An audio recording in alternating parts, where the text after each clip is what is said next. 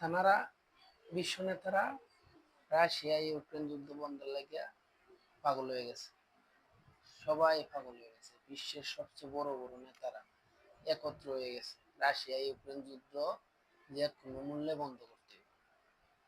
একটাবারও চিন্তা করে নাই গাজার কি অবস্থা, ফিলিস্তিন কি অবস্থা, ইসরায়েল ফিলিস্তিনের যুদ্ধটা নিয়ে কোনো মাথা ব্যথা নেই, কোনো চিন্তা নেই।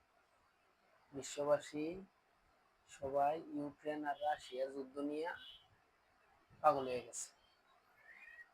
মানে একবারে যুদ্ধ বন্ধ করতেই হবে। এটা কেরে ইসরায়েল ফিলিস্তিনের যুদ্ধ কি হয়েছে? যে গাজার ছোট ছোট শিশু বাচ্চারা মারা যাইতেছে, তা নিয়ে তো কোনো মাথা ব্যথা নেই, তা নিয়ে কোনো মাথা ব্যথা নেই।